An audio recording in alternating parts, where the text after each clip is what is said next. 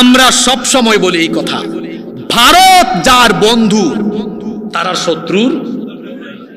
শত্রু।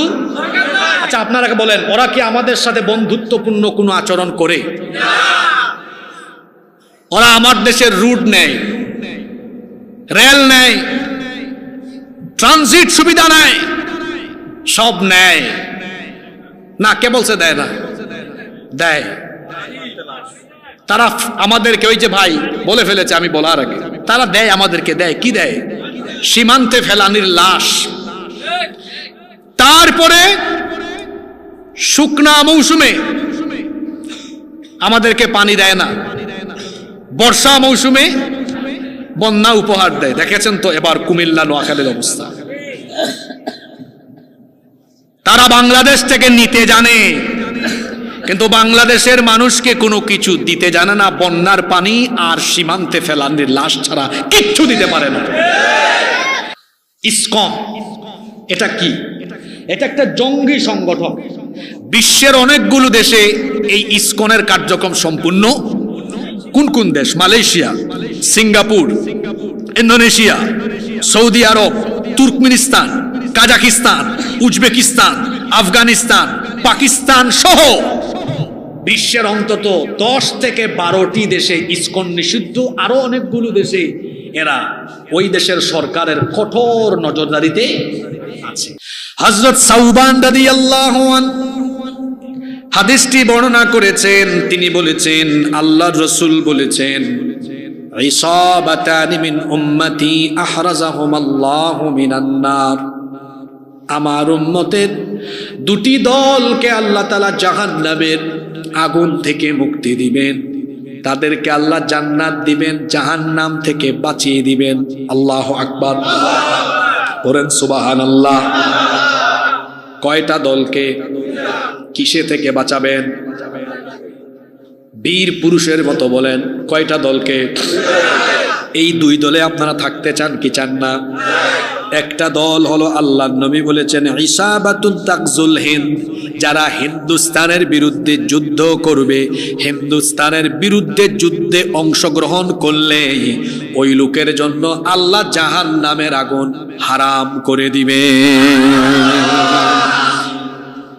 এটা এই হুজুর বলেছে?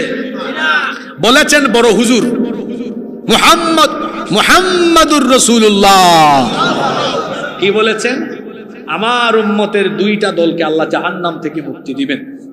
একটা দল ইসাবাতুন তাকজুল হিন্দ, যারা হিন্দুস্তানীদের বিরুদ্ধে যুদ্ধ করবে। তাহলে রাসূল ১৫০০ বছর আগে বলে গিয়েছেন হিন্দুস্তানের সাথে মুসলমানদের কি হবে? জোরে বলেন, কি হবে? কি হবে? এই যুদ্ধে যারা যোদ্ধা হবে তাদেরকে জাহান্নাম থেকে মুক্তির ওয়াদা করেছেন কে? আল্লাহ। বলবেন হুজুর এক দল তো পাইলাম, আর এক দল কোনটা? ওয়াইসাবাতুন তাকুনু মা ঈসা ইবনে মারইয়াম আলাইহিমাস সালাম, যারা ঈসা আলাইহিস সালামের সাথে থাকবে, তার অনুসারী হবে। ঈসা আলাইহিস সালাম কিন্তু মারা যান নাই, ইন্তেকাল হয় নাই, আবার আসবেন, এসে দাজ্জালকে হত্যা করবেন। তার সাথেও যারা থাকবে তাদেরকেও যিনি জাহান্নাম থেকে মুক্তি দিবেন তিনি কে? আল্লাহ। যদি আমরা হায়াত থাকতে দাজ্জাল পাই, ঈসা আলাইহিস সালাম আসেন, ইমাম মাহদি আসেন, তাদের অনুসারী হব। আর যদি হায়াত থাকতে হিন্দুস্তানের বিরুদ্ধে যুদ্ধ হয়, ঘরে বসে থাকবো না, জান মাল দিয়ে তাদের বিরুদ্ধে যুদ্ধ করব। কারা কারা রাজি আছেন? তো হাত তুলে দেখায়।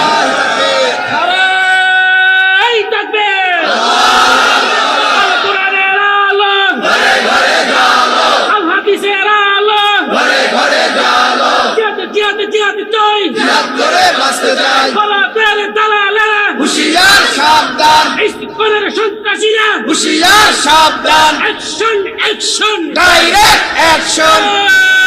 এই তাকবীর, আল্লাহু আকবার। হাত গুলান আমার আল্লাহ কবুল করেন। আশেপাশে শয়তান থাকলে ওগুলার একটা শিক্ষা দিই। আমার চাচারা চুপচাপ থাকেন।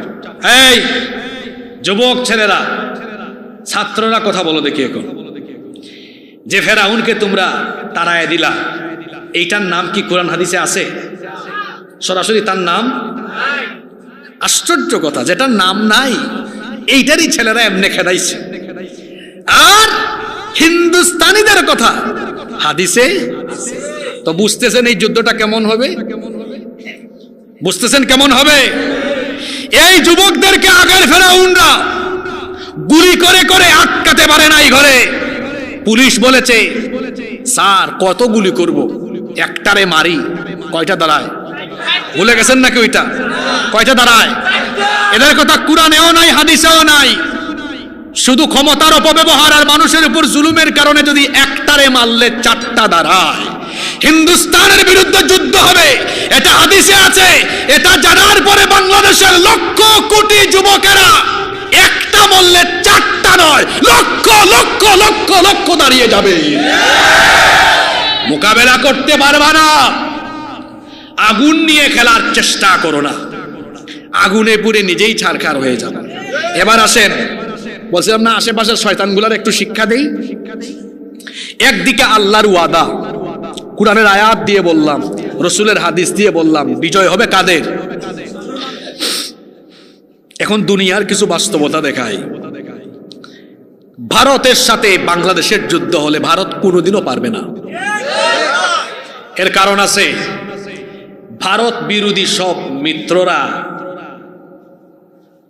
এরা আমাদের আশেপাশেই আছে, বুঝেন নাই? চীন আছে, আর আমাদের পাশের দেশের কথা না বললাম, ওইটা বললেই একদল খালি অন্যদিকে নেয়, আছে না? ওই দেশ বাদ দিলেও আরো আছে গো। কি আছে? চীন। আচ্ছা ওইটা বাদ দিলাম, ওদের যেহেতু জ্বালাপুরা আছে। কি আছে? চীন আছে, রাশিয়া আছে।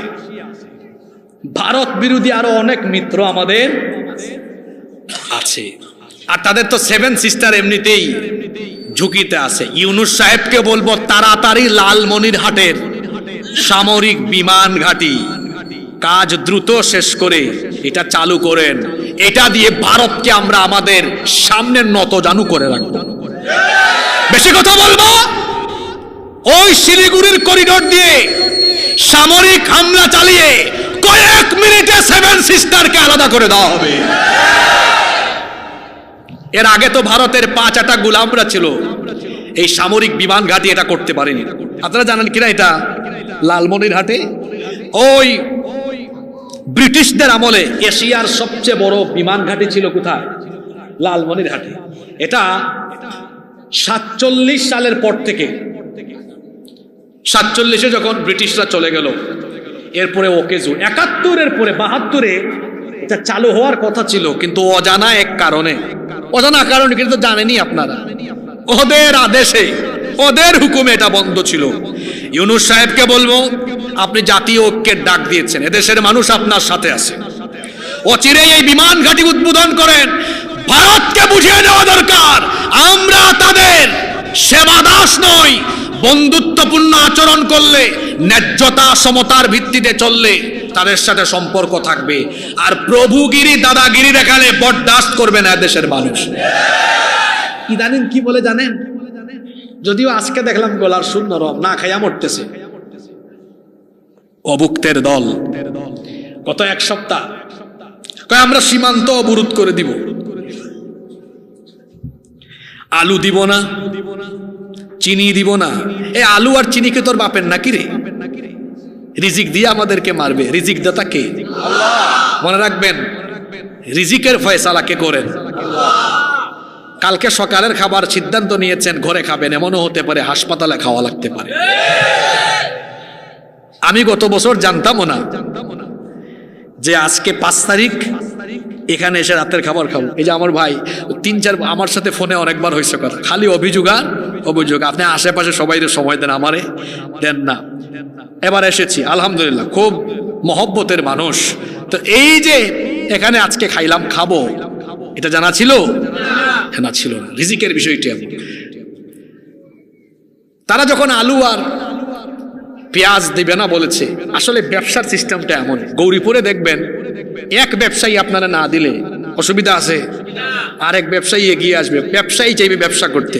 পাশের দেশ আরেকটা আছে আমাদের, ওইটা যখন জাহাজ ভরে ভরে পাঠায়, তখন আবার আমার দেশে আরেক গ্রুপ আছে, কয় আল্লাহ সব অস্ত্র, আসলে অস্ত্র না, আসে ভালো জিনিস, ঠিক না বে ঠিক?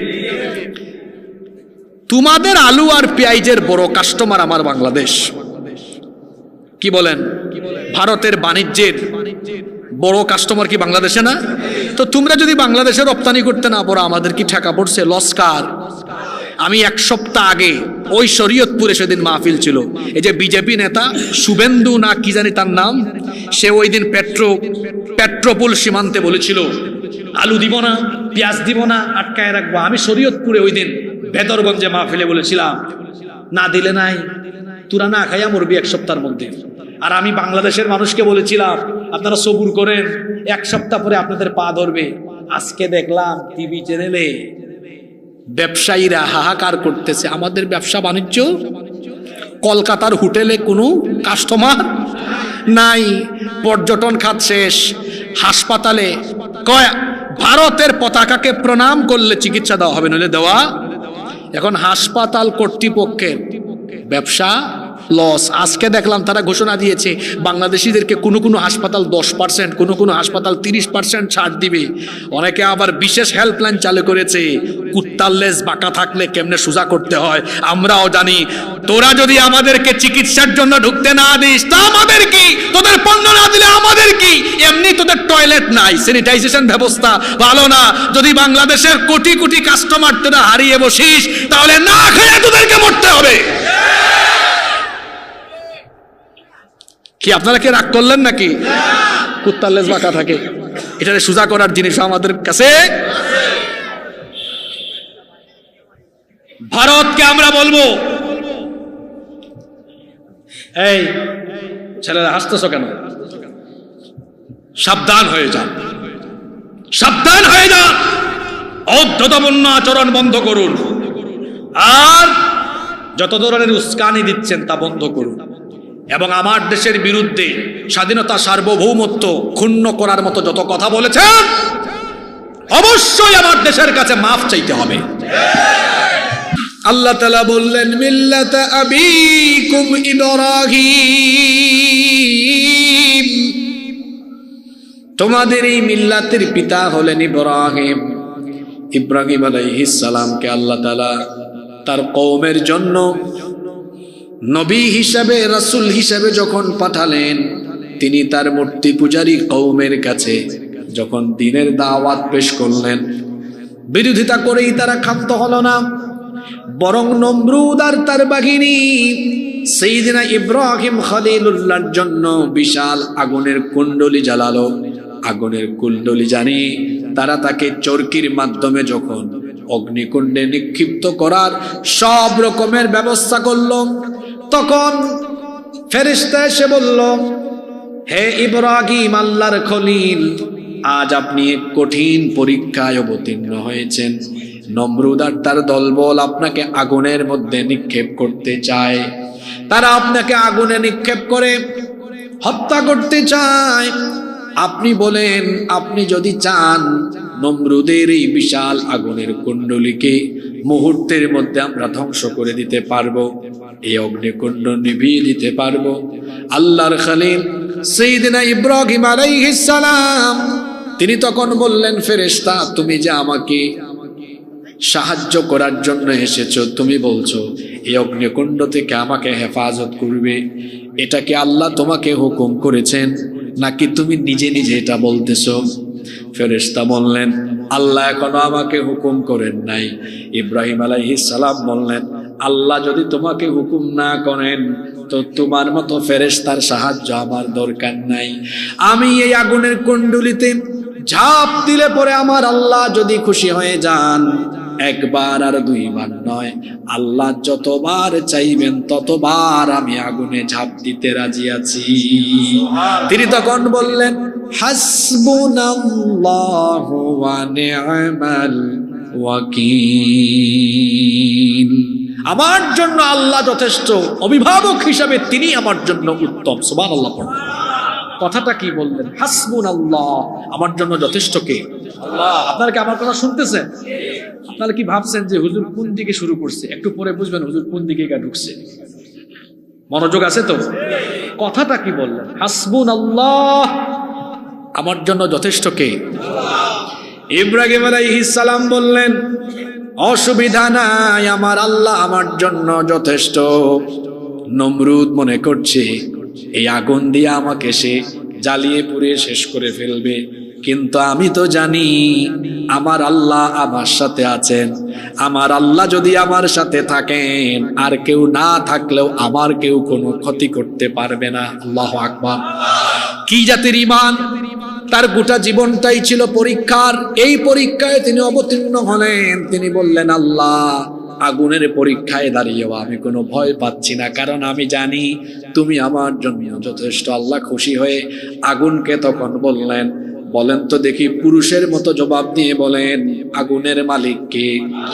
সে আল্লাহ আগুনকে বললেন, ইয়া নারু কুনি বারদাম ওয়া সালামান আলা ইব্রাহিম। আগুন, তুমি আমার ইব্রাহিমের জন্য শান্তিদায়ক হয়ে যাও। আল্লাহু আকবার। নমরুদ আর তার বাহিনী ইব্রাহিম আলাইহিস সালামকে আগুনে ফেলে দিয়ে তারা মনে করছে আমার শত্রু শেষ, জ্বলে পুড়ে ছারখার হয়ে যাবে। তারা ইব্রাহিম আলাইহিস সালামকে আগুনে ফেলে দিয়ে ফুর্তি করছে, তামাশা করছে, মনে করছে এই তো ইব্রাহিম শেষ।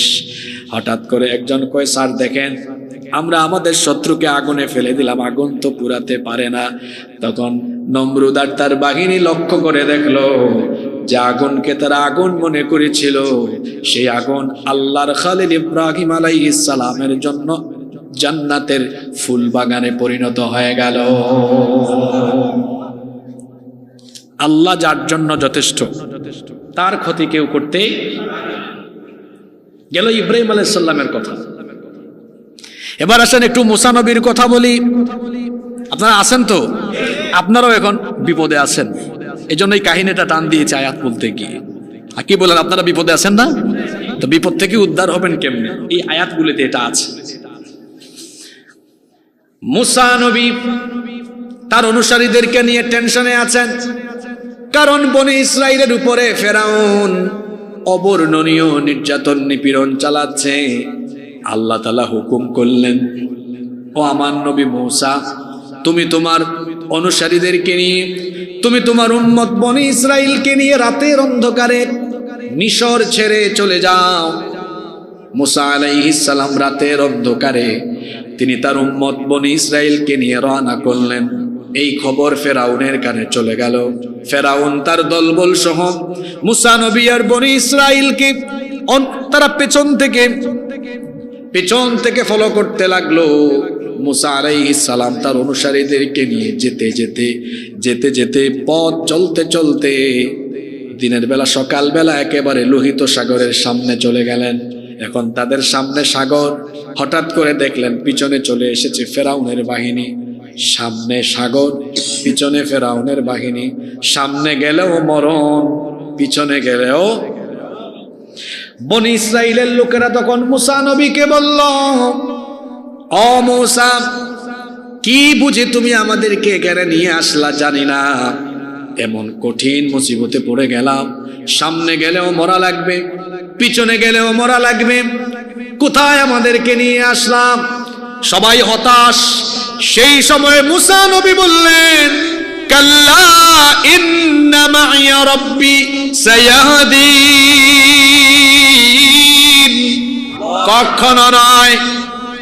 কখনো নয়, ইন্না মাইয়া রাব্বি সায়াহদিন, নিশ্চয় আমার সাথে আমার রব আছেন।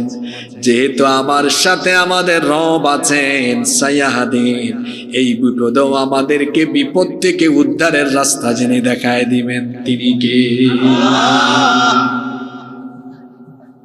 কি তাওয়াক্কুল! তিনি বলেন আল্লাহ যথেষ্ট। আল্লাহ কি যথেষ্ট ছিলেন না? আমি দুর্বল ইমানদার দেখতে পারি না, একটু সবল ইমানদারের মতো বলেন, আল্লাহ কি ফেরাউনকে মোকাবেলা করেন নাই? টিকতে পেরেছে? ফেরাউন তার দলবল সহ সবগুলাকে আল্লাহ নাকানি চুবানি খাওয়ায়া লোহিত সাগরে শেষ করে দিয়েছেন, ঠিক কি না? শেষ। তাহলে বোঝা গেল যার সাথে আল্লাহ আছেন, ক্ষমতাধর বাহিনী দিয়েও তাদের কোনো ক্ষতি করা যায় না। ওই হিজরতের ঘটনা তো আপনাদের জানা আছে। আল্লাহর নবী তার হিজরতের সাথী, তার প্রিয় বন্ধু আবু বকর সিদ্দিক রাদিয়াল্লাহু আনহুকে নিয়ে রাতের অন্ধকারে রওনা হয়েছেন। ফজরের ওয়াক্ত হয়ে যাচ্ছে, এমন সময় তারা গারে সৌরের মধ্যে আশ্রয় নিলেন। গারে সৌর পাহাড়ি একটি ছোট্ট গুহা, একটু বসলে পরে মাথা উঁচু করলে উপর থেকে দেখা যায়। এই রকমের সংকীর্ণ একটি গুহায় তারা অবস্থান নিলেন। দিনের বেলা যখন শত্রুপক্ষ গুহার কাছাকাছি চলে আসলো, আবু বকর সিদ্দিক রাদিয়াল্লাহু আনহু তিনি বললেন, নবী গো, সম্ভবত আমরা এখন ধরা পড়ে যাব। এরা একেবারে কাছাকাছি চলে এসেছে, এত ছোট্ট গুহায় আমরা দুইজন অবস্থান নিয়েছি।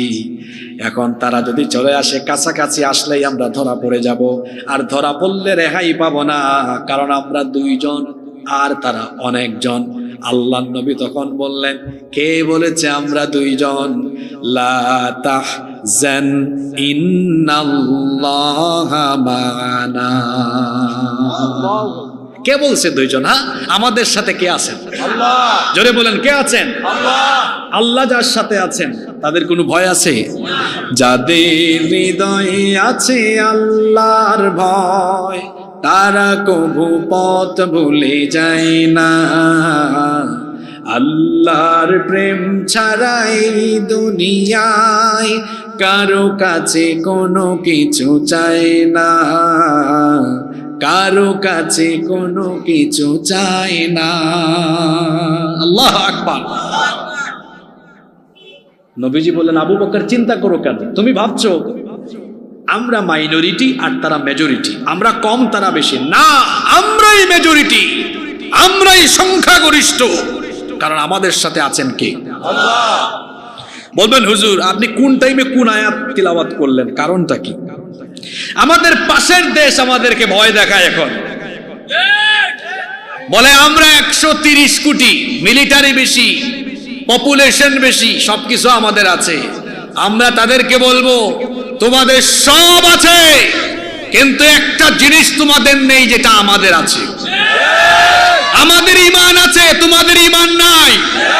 আর ঈমানদারদের সাথে আল্লাহ আছেন, যাদের সাথে আল্লাহ আছেন, অস্ত্র শস্ত্র পপুলেশন দিয়ে তাদেরকে মোকাবেলার শক্তি সামর্থ্য পৃথিবীর কালো না। আল্লাহু আকবার। আল কোরআনের আল্লাহ, ঘরে ঘরে জালো। আল হাদিসের আল্লাহ, ঘরে ঘরে জালো। বলাতের দালালেরা হুশিয়ার সাবধান। Action action, direct action.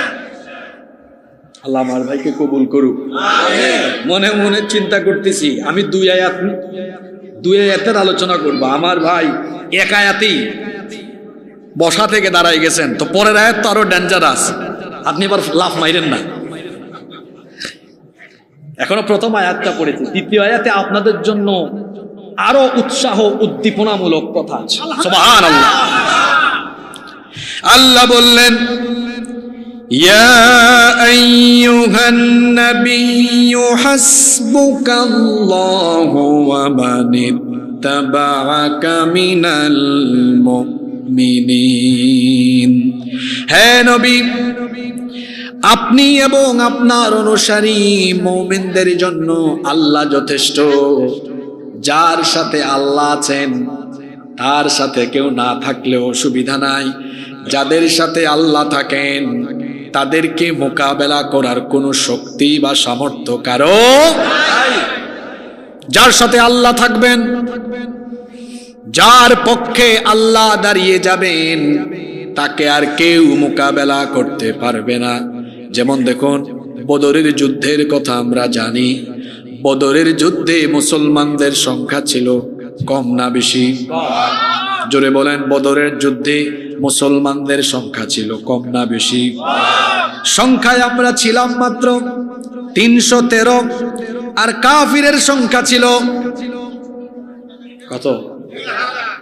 3000 না বাবা, কাফিরের সংখ্যা ছিল 1000।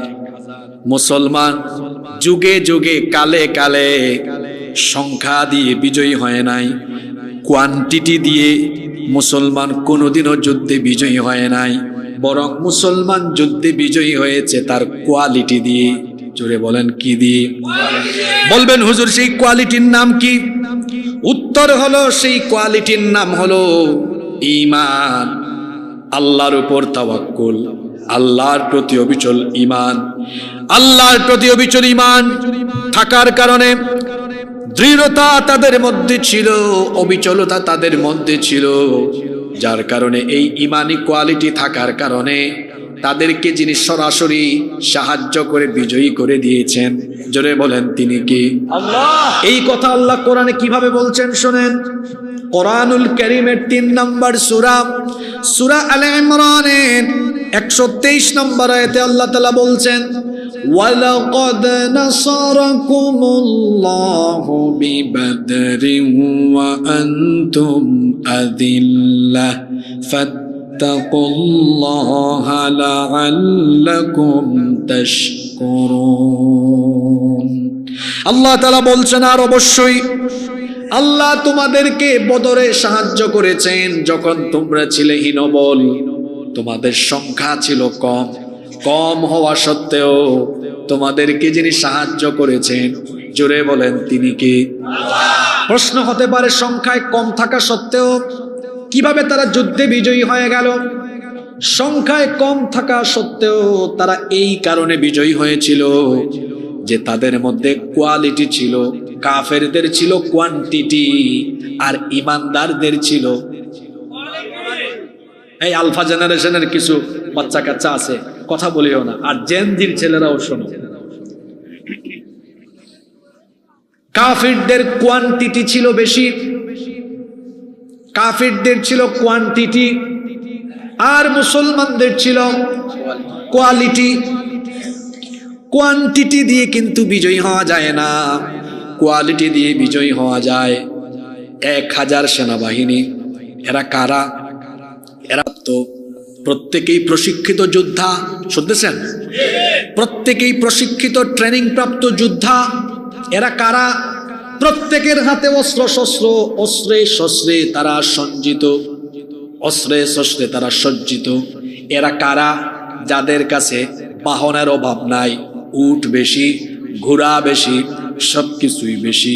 আমি যদি সংক্ষেপে বলি, তাদের সৈন্যবল, অর্থবল, জনবল, অস্ত্রবল সবকিছু তাদের বেশি। পক্ষান্তরে বিপরীত দিকে মুসলমানের 313 জন। এদের কারো যুদ্ধের কোনো ট্রেনিং, জোরে বলেন, যুদ্ধের কোনো ট্রেনিং নাই। অস্ত্র শস্ত্র খুব একটা বেশি, অস্ত্র বেশি নাই, সৈন্য বেশি নাই, ট্রেনিং নাই, ঘোড়া কম, উটও কম, এদের সবকিছু কম। মুসলমানদের সবকিছু, শুনতেছেন? মুসলমানদের সবকিছু কম, ঘোড়া কম, উট কম, ট্রেনিং কম, ট্রেনিং তো নাই। তারপরে তাদের অস্ত্র শস্ত্র কম, সংখ্যাও কম। আর এইদিকে কাফিরদের অস্ত্র বেশি, প্রশিক্ষণ বেশি, উট বেশি, সৈন্য বেশি, ঘোড়া বেশি, সবকিছু বেশি বেশি। কিন্তু যুদ্ধে ইমানদার বিজয়ী না বেঈমান কাফির বিজয়ী? প্রশ্ন হলো, এই ইমানদার সবকিছু কম থাকা সত্ত্বেও তারা বিজয়ী হলো কেন? বিজয়ী হয়েছে তাদের ঈমান ছিল তাজা ঈমান, ঈমানী চেতনা ছিল সাংঘাতিক, কোয়ালিটি ছিল। কোয়ান্টিটি দিয়ে বিজয়ী হওয়া যায় না। বলবেন হুজুর কোয়ালিটিটা কেমন ছিল? তো শুনেন, হাদিস থেকে শোনাই কোয়ালিটি কেমন ছিল। এই হাদিসটি বুখারী শরীফের মধ্যে এসেছে, শুনতেছেন আপনারা? বুখারী শরীফের হাদিস। আল্লাহর নবী 313 জনের ক্ষুদ্র এই বাহিনী নিয়ে বদরের ময়দানে হাজির। কাফিরের সংখ্যা 1000। আল্লাহর নবী দুশ্চিন্তায় পড়ে গেলেন, আমার মাত্র 313 জন, অন্যদিকে কাফিররা 1000 প্রশিক্ষিত সেনাবাহিনী নিয়ে এসেছে। আবার যুদ্ধের ময়দানে যারা মুখামুখি, যুদ্ধটা বড় কঠিন, কারণ এখানে মুখোমুখি বাপ বেটা, বাপ ছেলে, চাচা ভাতিজা, আপনজনের মুখোমুখি।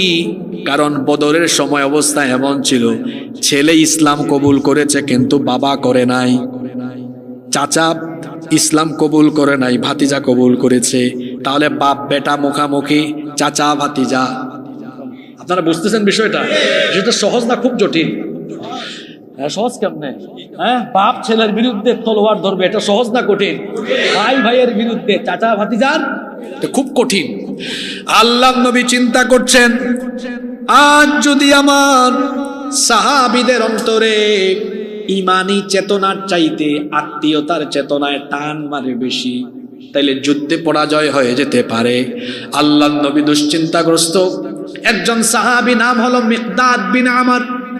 তিনি আল্লাহ নবীর এই পেরেশানি বুঝতে পারলেন। শুনেন কোয়ালিটি কেমন ছিল, বুখারীর হাদিস। ফাকামাল মিকদাদ, মিকদাদ রাদিয়াল্লাহু আনহু দাঁড়িয়ে গেলেন, দাঁড়িয়ে বললেন, ইমদি লিমা আরাকাল্লাহ ফানাহনু মাআক। ওগো আল্লাহর রাসূল, বুঝতে পেরেছি আপনি টেনশন করছেন, টেনশন করবেন না। আল্লাহ যেদিকে আদেশ দিয়েছেন আপনি আমাদেরকে নিয়ে চলুন। ফানাহনু মাআক, আমরা আপনার সাথে থাকবো। ওয়াল্লাহি, আল্লাহর কসম, লা নাকুলু লাকা কামা ক্বালাত বানু ইসরাঈল লিমূসা। আল্লাহর কসম, বনি ইসরাইলের লোকেরা মুসা নবীর সাথে যুদ্ধে গিয়ে যে বেয়াদবি করেছিল, আমরা সেরকম বেয়াদবি করব না। মুসা নবীর উম্মত মুসা নবীর সাথে যুদ্ধের ময়দানে গিয়ে মুসা নবীকে বলল, মুসা ইযহাব আনতা ওয়া রাব্বুকা ফাকাতিলা ইন্না হাহুনা কাঈদুন। তুমি আর তোমার আল্লাহ শত্রুদের বিরুদ্ধে, কাফিরদের বিরুদ্ধে যুদ্ধ করো, আমরা যুদ্ধ করব না। আমরা এখানে আছি দর্শক হিসাবে, আমরা বসে বসে দেখব। মিকদাদ রাদিয়াল্লাহু আনহু বললেন, আমরা ওই বনি ইসরাইলের লোকদের মতো এমন অধ্যতপূর্ণ বেয়াদবিপূর্ণ আচরণ করব না। আমরা আপনাকে বলছি, ইযহাব আনতা ওয়া রাব্বুকা ফাকাতিলা ইন্না মাআকুমা মুকাতিলুন। আল্লাহ যেদিকে আদেশ করেছেন সেদিকে আমাদেরকে নিয়ে চলুন। যতক্ষণ আমাদের নিঃশ্বাস থাকবে, দেহে প্রাণ থাকবে, ততক্ষণ আমরা আল্লাহ আর রাসূলের জন্য লড়াই করে যাব। এত আস্তে বললেন সুবহানাল্লাহ। পুলা পাইন পিছনে বাদাম খাইও না। তোমরা জুলাই আগস্টে যে কাম করছো, এখান থেকে আরো অনেক কিছু শোনো। কি বললেন? যতক্ষণ বেঁচে থাকবো ততক্ষণ কার পথে লড়াই করবো? জোরে বলেন, কার পক্ষে? আল্লাহর পথে আমরা লড়াই করব। আল্লাহ নবী খুশি হয়ে গেলেন।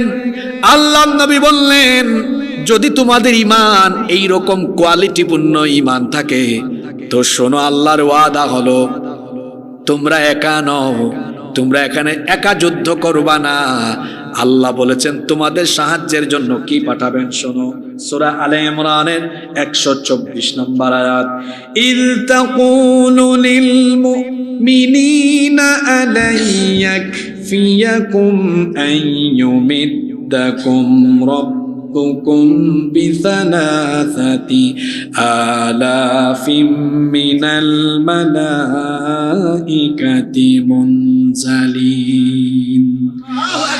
নবী স্মরণ করুন, যখন আপনি তাদেরকে স্মরণ করিয়ে দিয়েছিলেন, যদি তোমরা এভাবে ঈমানের উপর দৃঢ় থাকো তো তোমাদের জন্য এটা কি যথেষ্ট নয়? তোমাদেরকে আল্লাহ একা ছাড়বেন না। আল্লাহ 3000 ফেরেশতা পাঠিয়ে যুদ্ধের ময়দানে তিনি তোমাদেরকে সাহায্য করবেন। কয় হাজার? এক একজন ফেরেশতা কি এক একজন সলিমুদ্দিন কলিমুদ্দিনের মতো?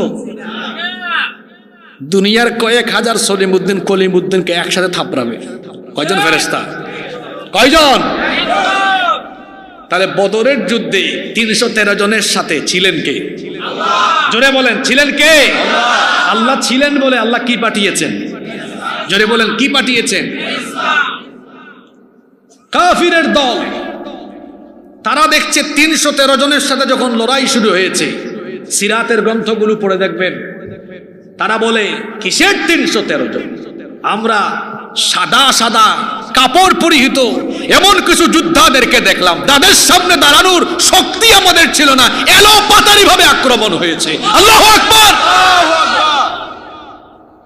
313 জন, ওইদিকে 1000।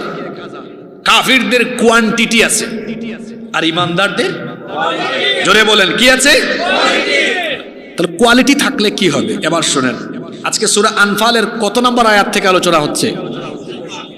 শুধু আপনিই পারলেন, বাকিরা পারল না। 64 তো বললাম, এবার 65 নাম্বারটাতে আসেন। কোয়ালিটি থাকলে কি হবে আল্লাহ বলছেন, ইয়া আইয়ুহান নাবিয়্যু হাররিদিল মুমিনিনা আলাল কিতাল ইয়াকুম মিনকুম 20 সাবিরুনা ইয়াগলিবু মিআতাইনি ওয়া ইয়াকুম মিনকুম মিআতুন ইয়াগলিবু আলফাম মিনাল্লাযীনা কাফারু বিআন্নাহুম কওমুল লা ইয়াফকাহুন। আল্লাহ তাআলা বলছেন, ইয়া আইয়ুহান নাবিয়্যু, হে নবী, হাররিদিল মুমিনিনা আলাল কিতাল, লড়াইয়ের জন্য মুমিনদেরকে এনকারেজ করেন, উৎসাহিত করেন, যুদ্ধের জন্য মুমিনদেরকে উদ্বুদ্ধ করেন, মুমিনদেরকে উৎসাহ দেন। বলেন তারা যেন ভয় না পায়। তারা যদি মুমিন হয় তাদের সাথে আছেন কে? আল্লাহ। কিভাবে আল্লাহ আছেন? আল্লাহ বলছেন, ইয়াকুম মিনকুম 20 সাবিরুন, যদি তারা অবিচল মাত্র 20 জন বান্দা হয়। জোরে বলেন কয়জন? ইয়াগলিবু মিআতাইন, 200 জনকে পরাস্ত করে বিজয়ী হয়ে যাবে। আল্লাহু আকবার। ইমানদার 20 জন কয়জনকে পরাস্ত করবে? এটা কি মোল্লার কথা না আল্লাহর কথা? কত বড় কথা শুনেন, ইয়াকুম মিনকুম 20 সাবিরুন, যদি তোমাদের মধ্যে ইমানের উপরে অবিচল থাকা 20 জন মুমিন থাকে, ইয়াগলিবুনা মিআতাইন, 200 জনকে তারা পরাজিত করতে পারবে। ওয়া ইয়াকুম মিনকুম মিআতুন ইয়াগলিবু আলফাম মিনাল্লাযীনা কাফারু, আর যদি তোমাদের মধ্যে ইমানের উপর অবিচল থাকা 100 জন মুমিন থাকে, 1000কে মোকাবেলা করতে পারবে। এই সুবহানাল্লাহটা হইছে কেমন? দুর্বল না সবল আওয়াজ? এরা বুঝে নাই, এখনো অঙ্ক বুঝে নাই। 20 জন মনে রাখতেও পারে নাই। 20 জন, 100 জন, তাড়াতাড়ি করে ভাগ করে হিসাব করেন তো, আনুপাতিক কত পড়ে শতকরা? তার মানে বোঝা গেল, একজন মুমিন 10 জন কাফেরের। আচ্ছা, কথাটা কি আমার? ভারতের জনসংখ্যা কত? 100। সব কি মুসলমান? এখানে 25-30 কোটি আছে আমাদের ভাই, ওইটা বাদ দিয়ে হিসাব করেন 100 কোটি। কত কোটি? আমরা আছি 14 কোটি বাংলাদেশে মুসলমান, বাকিরা অন্যান্য ধর্মের। তো 14 কোটিকে 10 দিয়া গুণ মারেন, হিসাব বুঝেন কত? আরে এই হিসাবটা কি আমার? এই হিসাব দেখাইছেন কে এখানে? 14 কোটি গুণ 10 কত? কি মনে করো 100 কোটি নিয়ে 14 কোটির মোকাবেলায় দাঁড়িয়ে থাকতে পারবে না? ফুৎকার দিয়ে তোমরা উড়ে যাবা।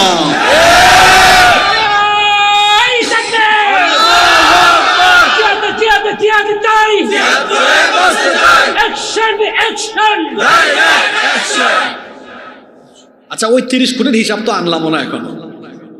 এই 30 কোটি বলবে গুজরাটে, সিকিমে, হায়দ্রাবাদে, কাশ্মীরে বহুত কাম করছো, এবার বাংলাদেশি ভাইরা এদিকে আসুক আর আমরা এদিকে আসি। পাটা পুতাইলের মাঝখানে থাকলে যা হয় তাই হবে। ভারতকে সতর্ক করছি, আবার দেশের মানচিত্রের উপরে কুনজর দিলে 14 কোটি মুসলমান প্রত্যেকে 10 গুণ ইমানি চেতনা নিয়ে তোমাদের উপর এমন ভাবে ঝাঁপিয়ে পড়বে, দিল্লির লাল কেল্লায় ইসলামের পতাকা উড়িয়ে দেওয়া হবে। তোমাদের মানচিত্র আমাদের ইউনুস সাহেব বলেছেন 7 সিস্টার্স, আর আমি তো হোমওয়ার্ক দিয়ে গেছি। আগামীকাল সকালবেলা 64 আর আমি এই 64-65 থেকে বলে দিয়ে গেলাম। ইউনুস সাহেব বলেছেন 7 সিস্টারের কথা, আর আমি বলেছি গোটা ভারতবর্ষের কথা। 14 কোটি মুসলমান যদি ঐক্যবদ্ধ হয়ে যায় আমাদের পূর্বপুরুষদের হারানো ঐতিহ্য আবার ফিরে আসবে। 750 বছর ভারতকে আমরা মুসলমানরা শাসন করেছি, আমাদের দিকে বাঁকা চোখে তাকালে হিন্দুস্তান আবারও মুসলমানদের দখলে চলে আসবে। ভয় পাবেন না আপনারা। কষ্ট হচ্ছে নাকি? আয়াত কোন দিক থেকে কোন দিকে ঢুকছে বুঝতে পারছেন? 5ই আগস্টের পরাজিত শক্তি বসে নেই, বসে নেই। এখানে আমার ছাত্র তরুণ যুবক ভাইরা এসেছে, তাদের প্রতি অনেক কথা আছে। আপনাদের দাউদকান্দি নিয়ে আরেকটা মনের কথা আছে, বলা দরকার। এখানে এক পিসাব ছিল, আল্লাহর বহুত বড় কুতুব। মাহফিল গুলো এই দাউদকান্দিতে হতে দেয় নাই। উপজেলা চেয়ারম্যান ছিল, বাপ বেটা দাউদকান্দিকে কি করেছে দাউদকান্দির মানুষ জানে। আলেমদেরকে ঢুকতে দেয় নাই, কথা বলতে দেয় নাই। যারা আলেমদেরকে দাউদকান্দিতে ঢুকতে দেয় নাই, তারা আজ নিজেরাই দাউদকান্দিতে আসতে পারে না। যদি আসে, দাউদকান্দির মানুষ কিন্তু ভালো মেহমানদারি করবে। লম্বা লম্বা কথা বলেছে সে। আপনারা দেখেছেন বিভিন্ন টক শোতে ইসলামের বিরুদ্ধে, মুসলমানদের বিরুদ্ধে, আলেম ওলামার বিরুদ্ধে কত বিষেধাগার করেছে। চিনছেন তো আপনাদের কুতুবকে?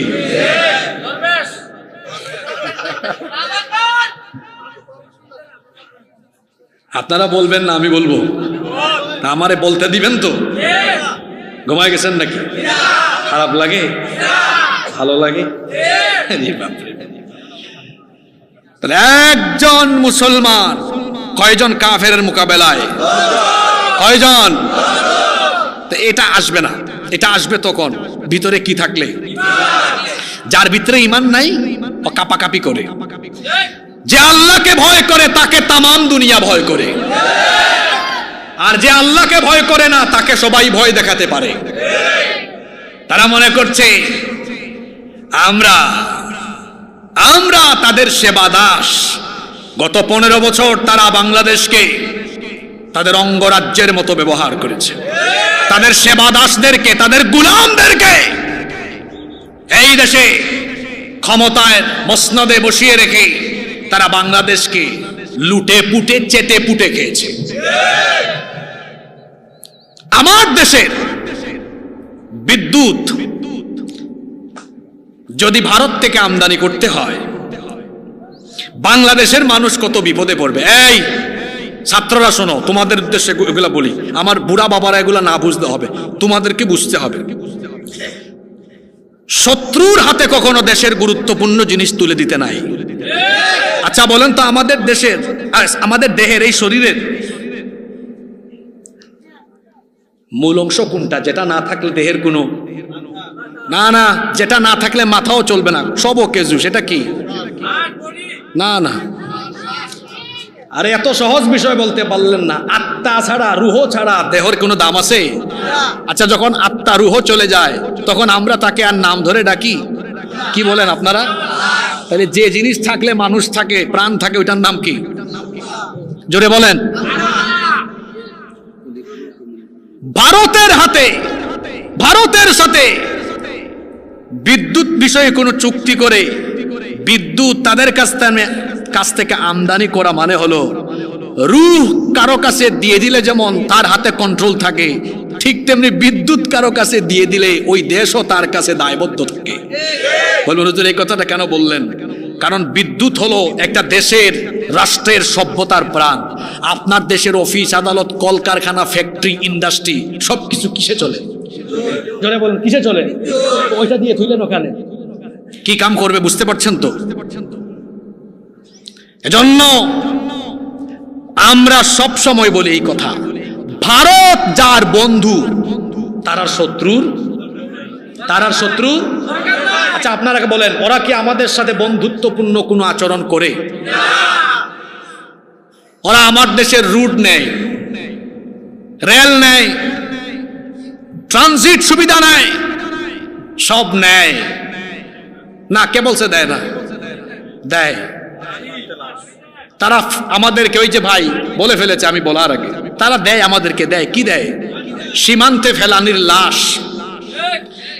তারপরে শুকনা মৌসুমে আমাদেরকে পানি দেয় না, বর্ষা মৌসুমে বন্যা উপহার দেয়। দেখেছেন তো এবার কুমিল্লা নোয়াখালীর অবস্থা।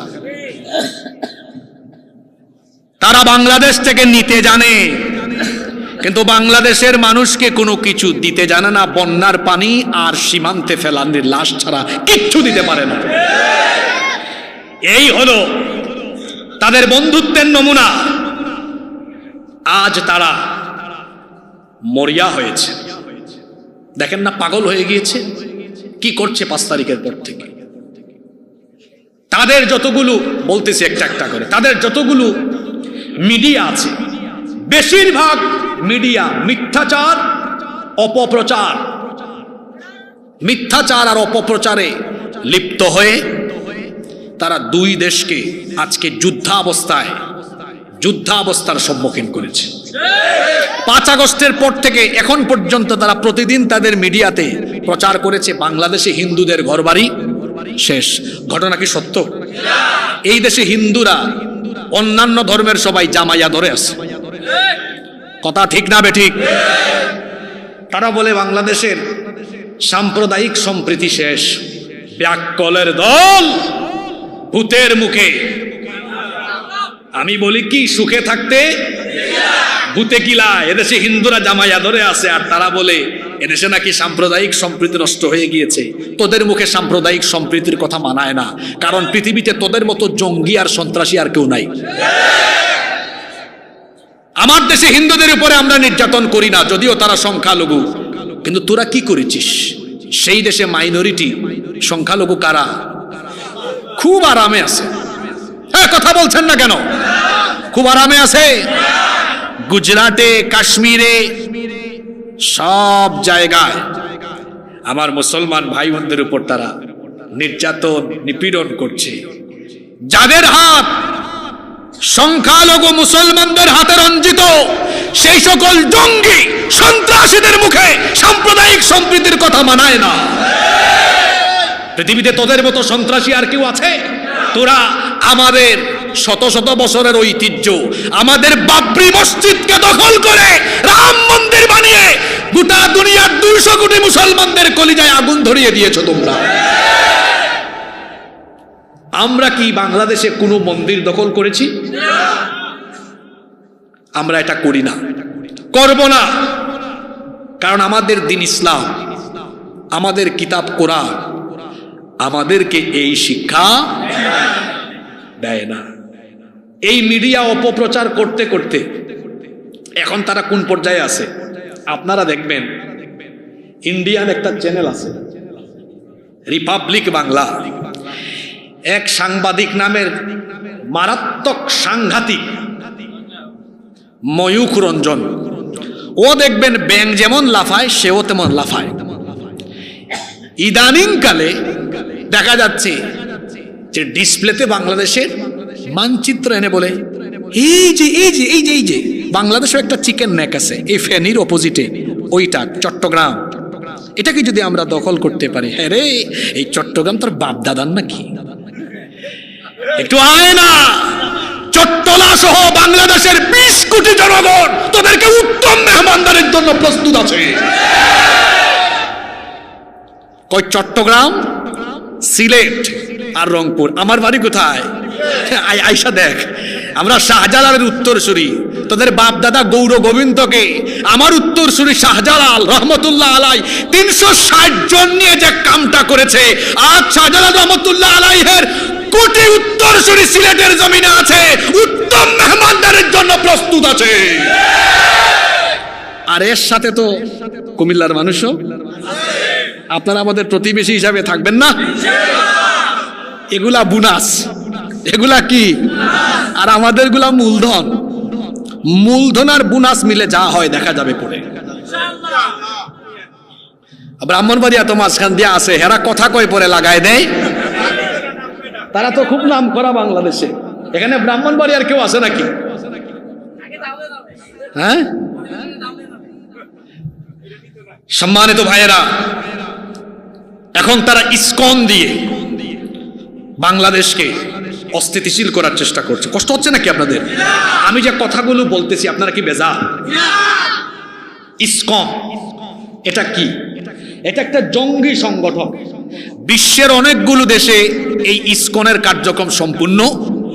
কোন কোন দেশ? Malaysia, Singapore, Indonesia, Saudi Arab, Turkmenistan, Kazakhstan, Uzbekistan, Afghanistan, Pakistan সহ বিশ্বের অন্তত 10 থেকে 12টি দেশে ইসকন নিষিদ্ধ। আরো অনেকগুলো দেশে এরা ওই দেশের সরকারের কঠোর নজরদারিতে আছে। শুধুমাত্র ভারত, ইউরোপ, আমেরিকার কিছু দেশে এরা কার্যক্রম ওপেনলি চালাতে পারে। একটা আশ্চর্যের কথা শোনাই আপনাদেরকে। এই ইসকনের হেডকোয়ার্টার হলো পশ্চিমবঙ্গের নদিয়া জেলার মায়াপুরে। কিন্তু এই সংগঠন প্রতিষ্ঠা ভারতে হয় নাই, হয়েছে মার্কিন যুক্তরাষ্ট্রের নিউ ইয়র্কে। এই সংগঠন যে প্রতিষ্ঠা করেছে তার নাম হলো অভয় চরণারবিন্দ ভক্তি বেদান্ত স্বামী প্রভুপাদ। কি লম্বা নাম তার! এই যে তার নামে স্বামী প্রভুপাদ আছে লাস্টে, প্রভুপাদ। এই প্রভুপাদের পাদ অংশ বাদ দিয়ে ওই প্রভু অংশ তার অনুসারীরা ওখান থেকে ধার করে ওইদিকে নিসবত করেছে। এজন্য দেখবেন তার ওদের অনুসারীদের অনেকের নামের শেষে প্রভু আছে। এই যেটারে ধরছে যে জঙ্গিকে, এর নামের শেষেও আছে চিন্ময় প্রভু। ওই যে প্রভুপাদের পাদ বাদ দিয়ে রাখছে কি? তো ইসকনের পুরা নাম হলো international society for Krishna consciousness, যার বাংলা হলো আন্তর্জাতিক কৃষ্ণ ভাবনামৃত সংঘ। এদের মূল চেতনা হলো পৃথিবীকে মুসলমান মুক্ত করো। তাদের কাছে প্রাণী হত্যা মহাপাপ, কিন্তু মানুষ হত্যা মহাপুণ্যের কাজ। গুজরাটে, হায়দ্রাবাদে, সিকিমে, কাশ্মীরে কি করেছে আপনাদের জানা আছে? হে রে ইসকনওয়ালা, তোরা কি বাংলাদেশকে গুজরাট ভেবেছিস? এটা গুজরাট নয়, সিকিম, হায়দ্রাবাদ বা কাশ্মীর নয়। এখানে যদি আরএসএস আর ইসকনের গুন্ডারা গুন্ডামি করতে চায়, 20 কোটি মুসলমান এর দাঁত ভাঙা জবাব দিবে। এরা যে সন্ত্রাসী এদের কার্যক্রমে প্রমাণ হয়েছে। চট্টগ্রামে আমার ভাই অ্যাডভোকেট সাইফুল ইসলাম আলিফকে কুপিয়ে কুপিয়ে যারা নির্মমভাবে হত্যা করেছে, এই ভিডিও ফুটেজ আপনারা দেখেছেন। এদেরকে কি মানুষ বলা যায়? এরা জঙ্গি। এরা কি? এরা জঙ্গি, এরা সন্ত্রাসী। আমরা সরকারকে বলবো, আইন শৃঙ্খলা বাহিনীর মাধ্যমে দ্রুত প্রত্যেকটি আসামিকে গ্রেফতার করে দ্রুত ট্রাইব্যুনালে বিচার সম্পন্ন করে প্রত্যেক আসামিকে ফাঁসির কাস্টে ঝুলাতে হবে। এবং এই জঙ্গি তৎপরতায় সন্ত্রাসী কাজে লিপ্ত থাকার কারণে এই ইসকন নামক সন্ত্রাসী সংগঠনকে বাংলাদেশে অবশ্যই নিষিদ্ধ করতে হবে। যদি কোনো রাজনৈতিক দল ইসকনের পক্ষে সাফাই গায়, বাংলাদেশের জনগণ এই দেশে তাদের রাজনীতি কেমনে করে সেটা বাংলাদেশের মানুষ দেখে দিবে। সম্মানিত ভাইয়েরা, এরা এত খারাপ, এত বড় জঙ্গি। আগরতলায় আমাদের বাংলাদেশি উপ হাই কমিশনে তারা হামলা চালিয়েছে। একটা দেশের উপ হাই কমিশনে হামলা চালানো মানে ওই দেশের অস্তিত্বের উপরে হামলা করা। তারা তাদের দেশে কূটনৈতিক নিরাপত্তা পর্যন্ত দিতে পারে না। পশ্চিমবঙ্গের মুখ্যমন্ত্রী মমতা ব্যানার্জি আর উগ্রপন্থী কিছু হিন্দু নেতারা বলতেছে যে বাংলাদেশে জাতিসংঘের শান্তিরক্ষী পাঠানো দরকার, হিন্দুরা সব শেষ। আমরা বলবো বাংলাদেশে হিন্দুরা জামাই আদরে আছে, এখানে শান্তিরক্ষী পাঠাতে হবে না। ভারতবর্ষে এতটাই সন্ত্রাসী আর জঙ্গির আস্তানা বেড়েছে, কূটনীতিকরা নিরাপদে নাই, বরং জাতিসংঘের উচিত তাড়াতাড়ি শান্তিরক্ষী ভারতে পাঠানো। আর নরেন্দ্র মোদী শাসিত আরএসএস এর গুন্ডা দ্বারা নিয়ন্ত্রিত ভারতের বিজেপি সরকার যদি বাংলাদেশের দিকে বাঁকা চোখে তাকায় বা কোনো ধরনের সামরিক তৎপরতা, সামরিক অভিযান চালানোর কোনো প্রকার অপচেষ্টা করে, আমরা বলবো এই বাংলাদেশের 20 কোটি জনগণ দেশের স্বাধীনতা সার্বভৌমত্ব রক্ষায় কেউ ঘরে বসে থাকবে না। প্রত্যেকে ইমানের চেতনায় বলিয়ান হয়ে দেশ রক্ষায় এই যুদ্ধে ঝাঁপিয়ে পড়ার জন্য আনন্দের সাথে সবাই প্রস্তুত থাকবে।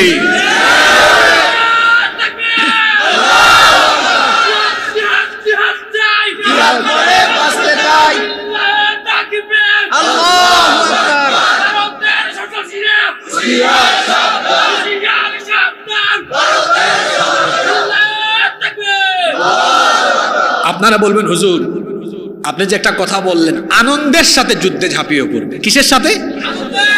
এই কথাটা কেন বললেন? এবার এটাও ফাঁস করে দিই।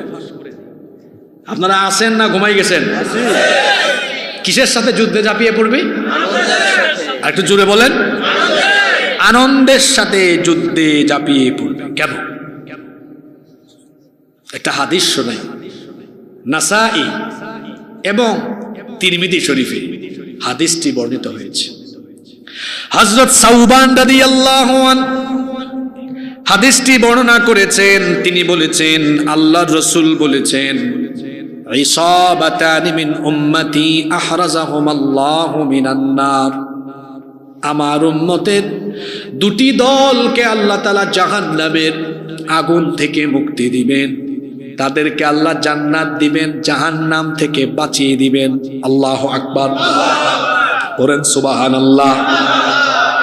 কয়টা দলকে কিসে থেকে বাঁচাবেন? বীর পুরুষের মতো বলেন, কয়টা দলকে?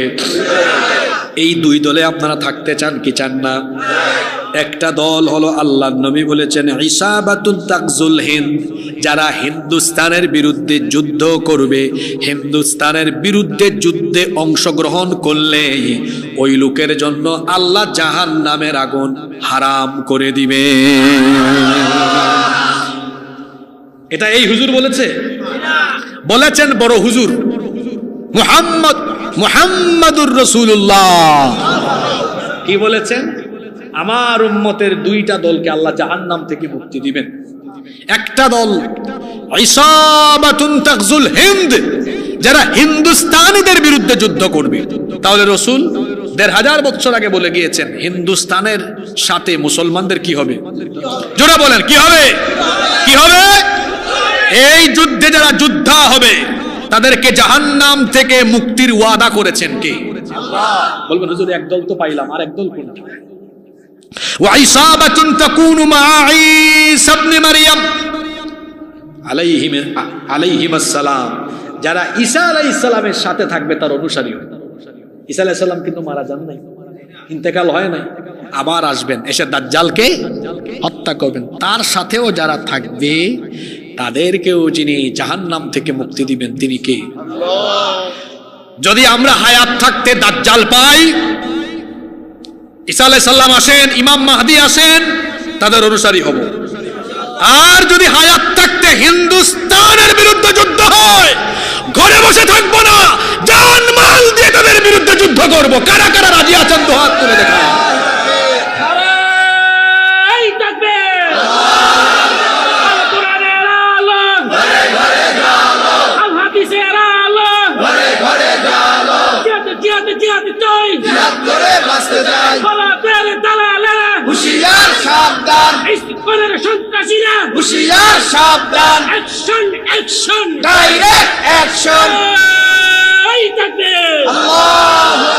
হাতগুলার আমার আল্লাহ কবুল করেন। আশেপাশে শয়তান থাকলে ওগুলার একটা শিক্ষা দিই। আমার চাচারা চুপচাপ থাকেন। এই যুবক ছেলেরা, ছাত্ররা কথা বলো দেখি। এখন যে ফেরাউনকে তোমরা তাড়ায় দিলা, এইটার নাম কি কোরআন হাদিসে আছে? সরাসরি তার নাম? আশ্চর্য কথা, যেটার নাম নাই এইটারই ছেলেরা এমনি খেদাইছে। আর হিন্দুস্তানীদের কথা হাদিসে তো বুঝতেছেন এই যুদ্ধটা কেমন হবে? বুঝতেছেন কেমন হবে? এই যুবকদেরকে আগের ফেরাউনরা গুলি করে করে আটকাতে পারে নাই ঘরে। পুলিশ বলেছে, স্যার কত গুলি করব, একটারে মারি, কয়টা দাঁড়ায়? ভুলে গেছেন নাকি ওইটা? কয়টা দাঁড়ায়? এদের কথা কুরআনেও নাই, হাদিসেও নাই। শুধু ক্ষমতার অপব্যবহার আর মানুষের উপর জুলুমের কারণে যদি একটারে মারলে চারটা দাঁড়ায়। হিন্দুস্তানের বিরুদ্ধে যুদ্ধ হবে, এটা হাদিসে আছে। এটা জানার পরে বাংলাদেশের লক্ষ কোটি যুবকেরা একটা মরলে চারটা নয়, লক্ষ লক্ষ লক্ষ লক্ষ দাঁড়িয়ে যাবে। মোকাবেলা করতে পারবা না, আগুন নিয়ে খেলার চেষ্টা করো না, আগুনে পুড়ে নিজেই ছারখার হয়ে যাবে। এবার আসেন, বলছিলাম না আশেপাশের শয়তানগুলোর একটু শিক্ষা দেই। একদিকে আল্লাহর ওয়াদা, কুরআনের আয়াত দিয়ে বললাম, রসুলের হাদিস দিয়ে বললাম, বিজয় হবে কাদের? এখন দুনিয়ার কিছু বাস্তবতা দেখায়। ভারতের সাথে বাংলাদেশের যুদ্ধ হলে ভারত কোনোদিনও পারবে না। এর কারণ আছে, ভারত বিরোধী সব মিত্ররা এরা আমাদের আশেপাশেই আছে, বুঝেন নাই? চীন আছে, আর আমাদের পাশের দেশের কথা না বললাম, ওইটা বললেই একদল খালি অন্যদিকে নেয়, আছে না? ওই দেশ বাদ দিলেও আরো আছে গো। কি আছে? চীন। আচ্ছা ওইটা বাদ দিলাম, ওদের যেহেতু জ্বালাপুরা আছে, কি আছে? চীন আছে, রাশিয়া আছে।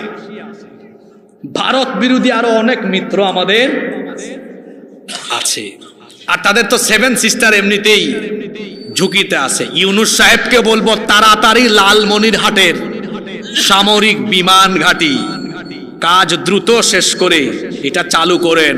এটা দিয়ে ভারতকে আমরা আমাদের সামনের নতজানু করে রাখবো। বেশি কথা বলবো, ওই শিলিগুড়ির করিডোর দিয়ে সামরিক হামলা চালিয়ে কয়েক মিনিটে সেভেন সিস্টারকে আলাদা করে দেওয়া হবে। এর আগে তো ভারতের 5-8 গোলামরা ছিল, এই সামরিক বিমান ঘাঁটি এটা করতে পারেনি। আপনারা জানেন কিনা এটা? লালমনিরহাটে ওই ব্রিটিশদের আমলে এশিয়ার সবচেয়ে বড় বিমান ঘাঁটি ছিল কোথায়? লালমনিরহাটে। এটা 47 সালের পর থেকে, 47-এ যখন ব্রিটিশরা চলে গেল, এরপরে ওকেজু 71-এর পরে 72-এ এটা চালু হওয়ার কথা ছিল, কিন্তু অজানা এক কারণে, অজানা কারণে কিন্তু জানেনই আপনারা, ওদের আদেশে, ওদের হুকুমে এটা বন্ধ ছিল। ইউনূস সাহেবকে বলবো, আপনি জাতীয় ঐক্যের ডাক দিয়েছেন, এদেশের মানুষ আপনার সাথে আছে, অচিরেই এই বিমান ঘাঁটি উদ্বোধন করেন। ভারতকে বুঝিয়ে দেওয়া দরকার আমরা তাদের সেবা দাস নই। বন্ধুত্বপূর্ণ আচরণ করলে, ন্যায্যতা সমতার ভিত্তিতে চললে তাদের সাথে সম্পর্ক থাকবে, আর প্রভুগিরি দাদাগিরি দেখালে বরদাস্ত করবে না দেশের মানুষ। ইদানিং কি বলে জানেন? যদিও আজকে দেখলাম গলার সুর নরম, না খাইয়া মরতেছে।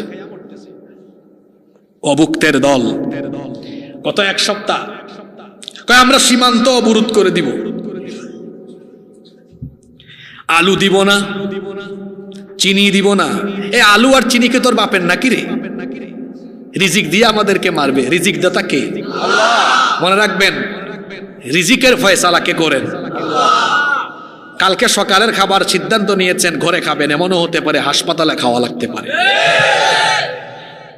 আমি গত বছর জানতামও না যে আজকে 5 তারিখ এখানে এসে রাতের খাবার খাবো। এই যে আমার ভাই 3-4 আমার সাথে ফোনে অনেকবার হয়েছে কথা, খালি অভিযোগ আর অভিযোগ। আপনি আশেপাশে সবাই সময় দেন, আমারে দেন না। এবার এসেছি, আলহামদুলিল্লাহ, খুব মহব্বতের মানুষ। তো এই যে এখানে আজকে খাইলাম, খাবো, এটা জানা ছিল? না, ছিল না। রিজিকের বিষয়টি এমন। তারা যখন আলু আর পেঁয়াজ দিবে না বলেছে, আসলে ব্যবসার সিস্টেমটা এমন। গৌরীপুরে দেখবেন, এক ব্যবসায়ী আপনারা না দিলে অসুবিধা আছে, আরেক ব্যবসায়ী এগিয়ে আসবে, ব্যবসায়ী চাইবে ব্যবসা করতে। পাশের দেশ আরেকটা আছে আমাদের, ওইটা যখন জাহাজ ভরে ভরে পাঠায়, তখন আবার আমার দেশে আরেক গ্রুপ আছে, কয় আল্লাহ সব অস্ত্র, আসলে অস্ত্র না, আসে ভালো জিনিস। ঠিক না বেঠিক?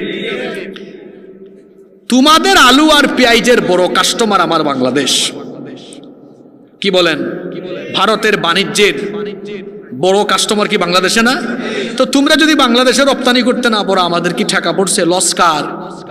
আমি এক সপ্তাহ আগে ওই শরীয়তপুরে সেদিন মাহফিল ছিল, এই যে বিজেপি নেতা শুভেন্দু না কি জানি তার নাম, সে ওই দিন পেট্রোপোল সীমান্তে বলেছিল আলু দিব না, পেঁয়াজ দিব না, আটকায় রাখবো। আমি শরীয়তপুরে ওই দিন ভেদরগঞ্জে মাহফিলে বলেছিলাম না দিলে নাই, তোরা না খাইয়া মরবি এক সপ্তাহের মধ্যে। আর আমি বাংলাদেশের মানুষকে বলেছিলাম আপনারা সবুর করেন, এক সপ্তাহ পরে আপনাদের পা ধরবে।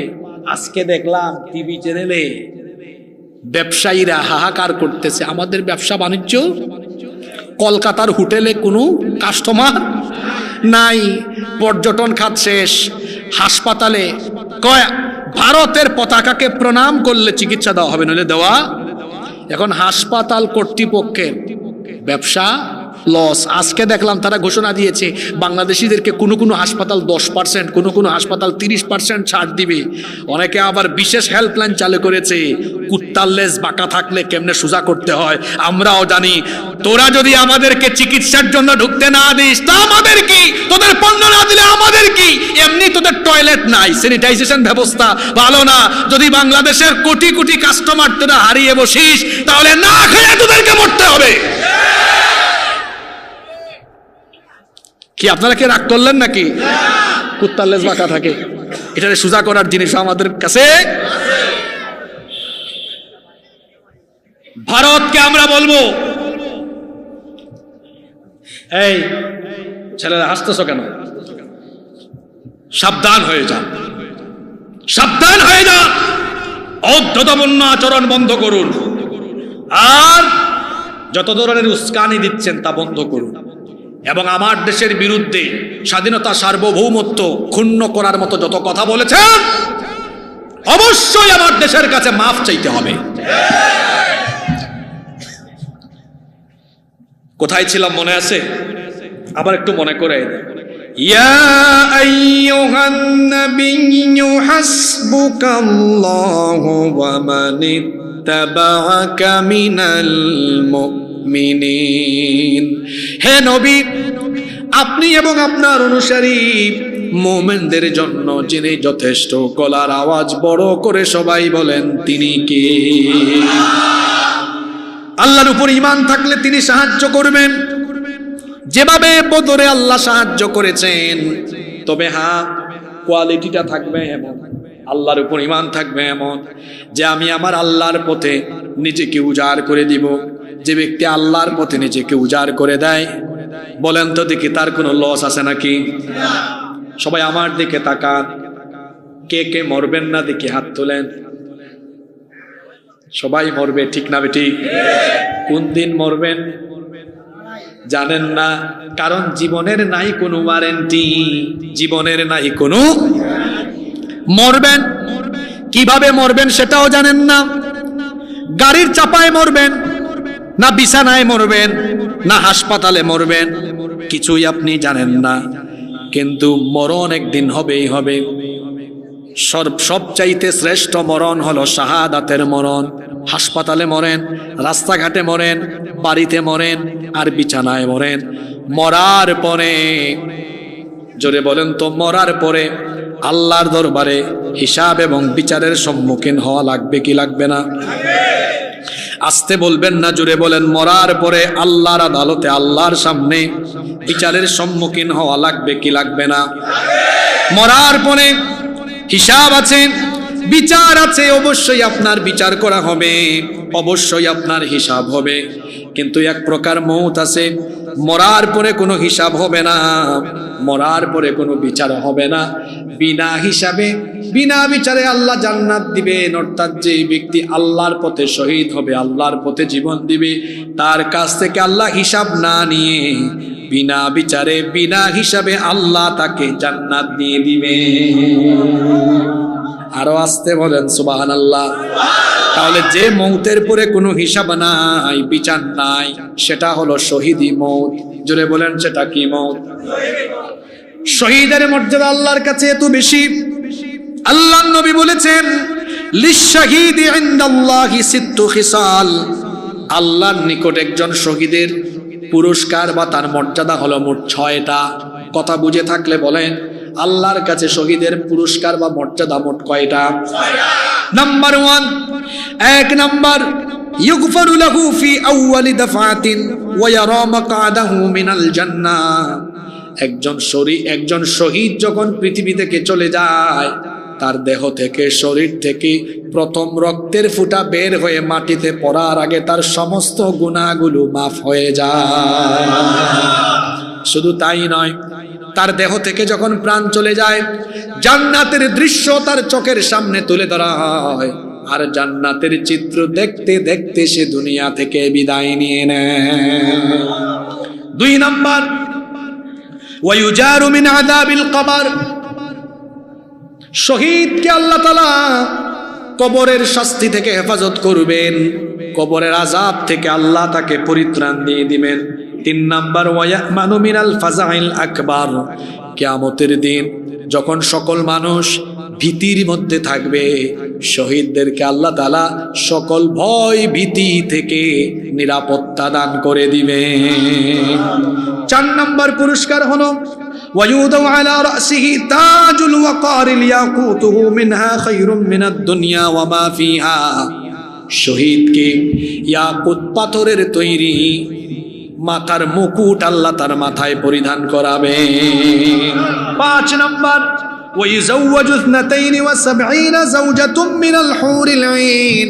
সুনয়না ডাগর ডাগর চক্ষু বিশিষ্ট 72 জন হুরের সঙ্গে আল্লাহ তাআলা শহীদের বিয়ে দিবেন।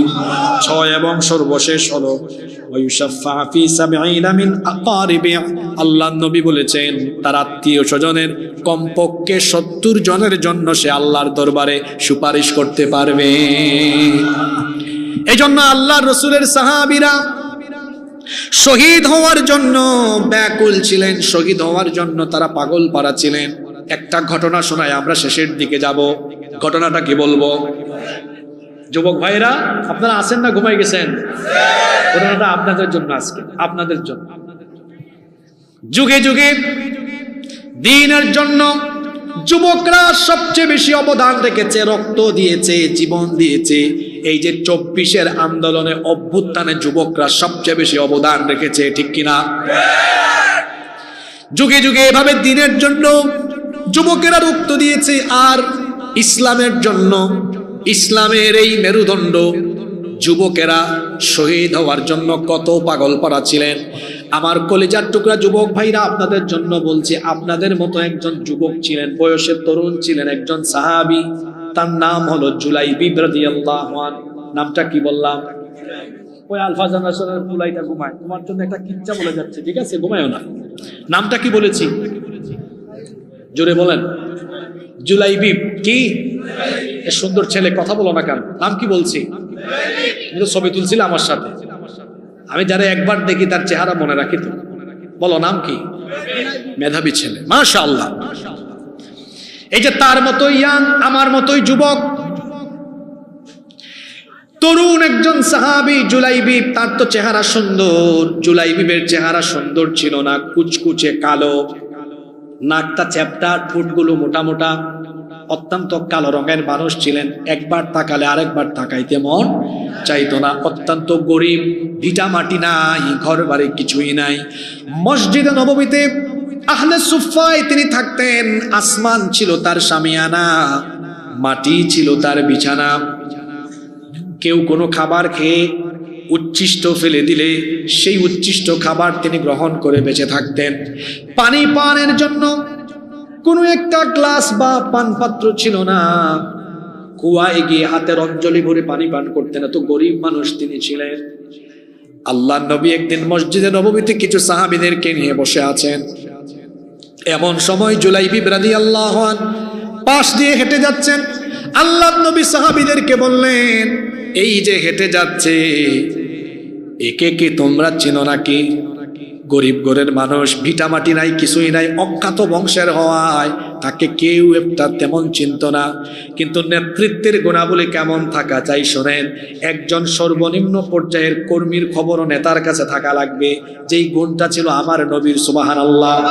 আমার নবী বললেন, তোমরা তাকে না চিনলে কি হবে, আমি তো তাকে চিনি, সে আমার প্রিয় সাহাবী জুলাইবিব। সুবহানাল্লাহ। আল্লাহর নবী ডাক দিয়ে বললেন, ইয়া জুলাইবিব, হে জুলাইবিব, আলা তাতাজাওয়াজ, তুমি কি বিয়ে করবে না? জুলাইবিব বললেন, ওগো আমার রাসূল, আমার মতো কুচকুচে কালো চামড়ার অধিকারী এই অসুন্দর মানুষের কাছে, গরিব মানুষটার কাছে কে তার মেয়ে বিয়ে দিবে? এই কথা বলে তিনি চলে গেলেন। দ্বিতীয় দিন আল্লাহর নবী সেম প্রশ্ন করলেন, জুলাইবিব সেম উত্তর দিলেন। তৃতীয় দিন আল্লাহর নবী একই প্রশ্ন করলেন, জুলাইবিব একই রকমের উত্তর দিলেন। তৃতীয় দিন নবীজি জুলাইবিবকে কাছে ডাকলেন, ডেকে বললেন, হে জুলাইবিব, আমার অমুক আনসারী সাহাবীর বাড়িতে যাও। আমার এই আনসারী সাহাবী বড় ধনী মানুষ, তবে বড় ভালো মুসলমান। তাদের ঘরে একটা সুন্দরী কন্যা আছে, সুন্দরী মেয়ে আছে। আমার তরফ থেকে বিবাহের প্রস্তাব নিয়ে যাও। গিয়ে বলো, রাসূল প্রস্তাব দিয়েছেন তোমার সাথে যেন তারা তাদের সুন্দরী মেয়েকে বিয়ে দেয়। জুলাইবিব রাদিয়াল্লাহু আনহু ওই বাড়িতে গিয়ে দরজায় নক করলেন। ওই সাহাবী দরজা খুললেন, জিজ্ঞেস করলেন কে? তখন সালাম দিয়ে তিনি বললেন, আমি জুলাইবিব, আমাকে আল্লাহর রাসূল পাঠিয়েছেন। এই কথা শোনা মাত্রই তাকে ঘরের ভেতরে ঢুকানো হলো। তিনি জিজ্ঞেস করলেন, রাসূল যেহেতু পাঠিয়েছেন, সম্ভবত কোনো গুরুত্বপূর্ণ পয়গাম দিয়ে পাঠিয়েছেন। তিনি বললেন, হ্যাঁ, গুরুত্বপূর্ণ পয়গাম আছে। আল্লাহর রাসূল আপনাদের মেয়ের বিবাহের জন্য প্রস্তাব দিয়েছেন। ওই সাহাবী মনে করলেন সম্ভবত রাসূল নিজে বিয়ে করতে চাচ্ছেন। বলেন, আমার কোনো আপত্তি নাই, রাসূলকে গিয়ে জানিয়ে দাও আমার মেয়েকে তিনি বিয়ে করতে পারবেন, আমার কোনো আপত্তি। জুলাইবিব বললেন, না, রাসূল নিজের জন্য প্রস্তাব দেন নাই, প্রস্তাব দিয়েছেন আমার জন্য। এখন ওই সাহাবী জুলাইবিবের মাথা থেকে পা পর্যন্ত একবার দেখে নিলেন। দেখতে, জোরে বলেন, গায়ের চামড়া কালো, এসেছেন ছেঁড়া কাপড় চুপড় গায়ে, উস্কো খুস্কো চুল, ধুলাবালি যুক্ত বদনের শরীরে এখানে এসেছেন। রাসূল পাঠিয়েছেন, সাহস করে কিছু বলতেও পারছেন না। শুধু এই কথাটা বললেন, অপেক্ষা করেন, আমি একটু ঘরের ভিতরে আমার বিবির সাথে পরামর্শ করি। দেখবেন বাড়িতে কোনো বিবাহের প্রস্তাব আসলে পুরুষের চাইতে মহিলারা ফটর ফটর করে বেশি। তিনি যখন ঘরের ভেতরে গেলেন, তার বিবিকে যখন সব বললেন, তার বিবি বললেন, অসম্ভব, এটা হতেই পারে না। এইরকম একটা কুচকুচে কালো গরিব ছেলের সাথে আমাদের সুন্দরী মেয়ের বিয়ে হতে পারে না। ঘরের ভেতর থেকে তাদের সুন্দরী কন্যা সব শুনে ফেলেছে। শুনে বলল, আমার বাবা মা, এত বড় দুঃসাহস আপনাদের কি করে হলো? আল্লাহর রাসূলের প্রস্তাব ফিরায় দিচ্ছেন। আল্লাহু আকবার। পিতামাতা তখন বললেন, আমাদের আদরি মেয়ে, শোনো, তুমি না দেখে কথা বলছো, একটু পর্দার আড়াল থেকে দেখে নাও, ছেলেটাকে দেখলে তোমার বিবাহের রুচি নষ্ট হয়ে যাবে। মেয়েটা এবার বলল, আমার দেখার দরকার নাই, চিন্তা করারও দরকার নাই, রাসূল আমার জন্য যাকে ঠিক করেছেন না দেখে চিন্তা ভাবনা ছাড়া আমি রাজি হয়ে গেলাম। বিয়ে হয়ে গেছে। বিয়ে আপনারা আছেন না ঘুমাই গেছেন? একজন তরুণ বা তরুণী, যুবক বা যুবতীর জন্য তার জীবনের আকাঙ্ক্ষার একটা রাত হলো বিবাহের প্রথম রাত, বাসর বা ফুলসজ্জার রাত। সেই রাতে তিনি তার স্ত্রীর কাছাকাছি আছেন। এমন সময় জুলাইবিবের কানে আওয়াজ ভেসে আসলো, ঘরের বাহির থেকে আওয়াজ আসলো, আইনা জুনুদুল্লাহ, আল্লাহর সৈন্যরা কোথায়? রাসূল যুদ্ধের ডাক দিয়েছেন, যুদ্ধের দামামা বেজে উঠেছে। আল্লাহর রাসূলের সৈনিকরা কোথায়? তীরের শলা থেকে যেমন তীর খুব দ্রুত গতিতে বের হয়ে চলে যায়, ঠিক তেমনি ভাবে জুলাইবিব তার স্ত্রীর কাছ থেকে দ্রুত বিদায় নিয়ে উলঙ্গ তরবারি হাতে নিয়ে যুদ্ধের ময়দানে গিয়ে 7 জন কাফেরকে জাহান্নামে পাঠিয়ে তিনিও শহীদ হয়ে গেলেন। আল্লাহু আকবার। এই যুদ্ধ যখন শেষ হয়ে গেল, আল্লাহর রাসূল যুদ্ধের ময়দানে আসলেন। এসে সাহাবীদেরকে বললেন, যারা শহীদ হয়েছে সবার লাশগুলো আমার সামনে আনো। আল্লাহ তার রাসূলকে জানিয়ে দিয়েছেন, ওই যে আপনার প্রিয় জুলাইবিব, যার বিয়ে আপনি দিয়েছেন, সে শহীদ হয়ে গেছে। আল্লাহর নবী সবার লাশ দেখে দেখলেন এখানে জুলাইবিবের লাশ। আল্লাহর নবী তখন বললেন, কি ব্যাপার? সবার লাশ এখানে আছে, কিন্তু আমার জুলাইবিবের লাশ কোথায়? আমার হাবিব, সরি জুলাইবিব নয়, আমার হাবিবের লাশ কোথায়? সাহাবীরা বললেন, এটা বড় আশ্চর্য কথা, আপনার হাবিব আবার কে? আমরা তো তাকে চিনলাম না। আল্লাহ রসুল বললেন, তোমরা আমার হাবিবকে চেনো না, দাঁড়াও আমার হাবিবকে আমি আজকে নিজেই খুঁজে বের করবো। সুবহানাল্লাহ। রসুল এবার নিজেই যুদ্ধের ময়দানে খোঁজাখুঁজি আরম্ভ করলেন। খুঁজতে খুঁজতে তিনি দেখেন 7টা লাশের পাশে একটা লাশ পড়ে আছে। আল্লাহ নবী সেখানে গেলেন, গিয়ে দেখলেন মুখের উপরে প্রচন্ড ধুলাবালু। আল্লাহ নবী তার নিজের হাত মুবারক দিয়ে ধুলাবালু সরালেন। এরপরে দেখলেন এটাই তার হাবিব। আল্লাহ নবী ডেকে বললেন, সাহাবীরা রে আসো, এসে দেখে যাও এটা আমার হাবিব জুলাইবিব। সুবহানাল্লাহ। আল্লাহ নবী এবার বসে গেলেন, বসে জুলাইবিবের দেহ মুবারককে তার আল্লাহর রসুলের কুল মুবারকে রাখলেন। কুলের উপর রেখে বললেন, আহারে জুলাইবি, বিয়ে করে বাসর সজ্জায় নিজের বউয়ের সাথে বাসরও করলা না, আমার জন্য, আমার আল্লাহর জন্য তুমি জীবন দিয়ে দিলে। তুমি আমাকে এত ভালোবাসা, আমি আজকে বললাম তুমি আমার, আমি তোমার। এইভাবে করে তরুণেরা, যুবকেরা আল্লাহর দ্বীনের জন্য রক্ত দিয়েছেন, জীবন দেওয়ার জন্য পাগল ছিলেন। যদি সময় এরকম সামনে আসে, আল্লাহর দ্বীনের জন্য, ইসলামের জন্য, মুসলমানদের জন্য জীবন দেওয়া লাগে, শাহাদাতের নজরানা পেশ করা লাগে, যুবকরা কি ঘুমিয়ে থাকবে? আওয়াজ যুবকের মতো হয় না, যুবকরা ঘুমিয়ে থাকবে? শেষ একটা কথা বলি, আপনাদের এলাকায় অনেক বিল্ডিং আছে না? এই তো একটা বিল্ডিং পাশেই, এই যে বিল্ডিংটা বানাইলো না, এটা বিল্ডিং না মসজিদ? মসজিদ। এই মসজিদ বানাতে গিয়ে ইট, বালু, পাথর লাগছে কিনা? এটা বানানোর সময় কি সব ইট পাথর ব্যবহার হয়েছে, নাকি প্লাস্টারের সময় কিছু নিচে পড়ে গেছে? চলে বলেন, নিচে পড়ে গেছে না?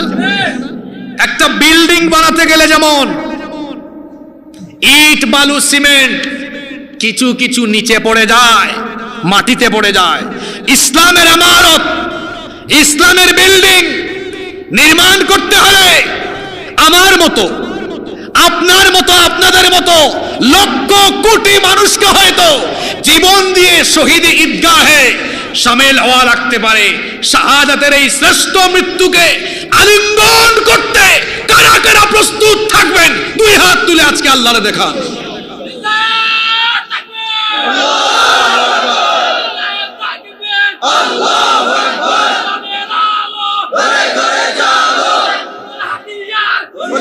আল্লাহ সবার হাতগুলো কবুল করেন, বলেন আমিন। সূরা আনফালের কত নম্বর আয়াত? জোরে বলেন, কত নম্বর আয়াত? 64 আর 65 নম্বর আয়াত। দেশের এই প্রেক্ষাপটে উত্তেজনাকর পরিস্থিতিতে আমরা আলোচনা করে বুঝলাম ভয়ের কোনো কারণ নাই। আমাদের সাথে আছেন কে?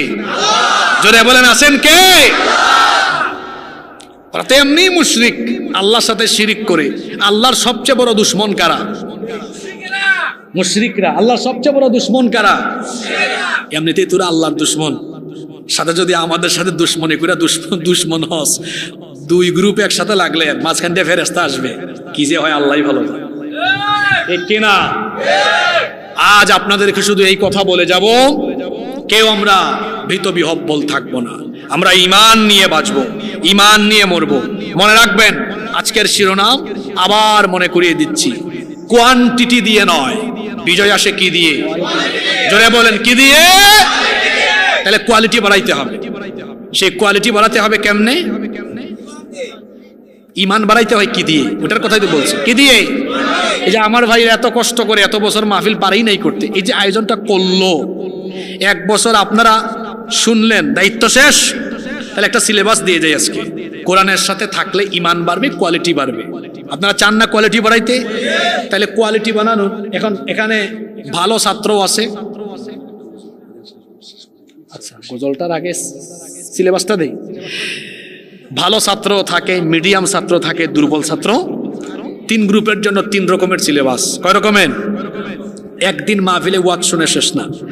দায়িত্ব হলো দুর্বল যারা আছেন কমপক্ষে ডেইলি 5 আয়াত অর্থ সহ ব্যাখ্যা সহ বাড়িতে পড়া। বলবেন যে কেমনে পড়তাম? তাফহিমুল কোরআন কিনবেন, তাফসির ফি জিলালিল কোরআন, মারিফুল কোরআন, তাফসিরে জালালাইন, তাফসির ইবনে কাসির, এগুলো বাংলায় বাজারে পাওয়া যায়। যে কোনো এক সেট কিনবেন, 2,500 টাকা দাম, কিনে বাড়িতে রাখবেন, অর্থ সহ ব্যাখ্যা সহ। প্রতিদিন কয় আয়াত? জোরে বলেন। 5 আয়াত পড়তে 10-15 মিনিট লাগবে। প্রতিদিন 5 আয়াত করে পড়লে কোরআনে কারীম সম্পূর্ণ শেষ করতে ক্যালকুলেটরে হিসাব করে বলতেছি 4 বছর লাগবে। কয় বছর? সিলেবাস বানায় দিয়ে যাচ্ছি। এটা কিন্তু একটু পরে জিজ্ঞেস করব। দুর্বল যারা মিডিয়াম আছেন 10 আয়াত করে পড়বেন, ডেইলি 10 আয়াত পড়ে অধ্যয়ন করলে লাগবে কয় বছর? 2 বছর। আর যারা বেশি মেধাবী, যাদের ইমান বেশি চাঙ্গা, সবল ইমানদার, কিছু আছে না অমর মার্কা আছে কিনা, এদের জন্য 20 আয়াত। কয় আয়াত? কয় বছর লাগবে? মাত্র। দেখি তো সিলেবাসটা কে কে মনে রাখছেন? 5 করে হইলে মেধাবী আছে গো। 5 করে হইলে, 10 করে হইলে, 20 করে হইলে। এই সুন্দর ছেলেটা, দাঁড়াও, তোমার খুব সাহস, দাঁড়াও তুমি। আব্দুল্লাহ, খুব সুন্দর নাম, তুমি সবাইরে শোনায় দাও। বলো তো 5 করে হইলে কয় বছর?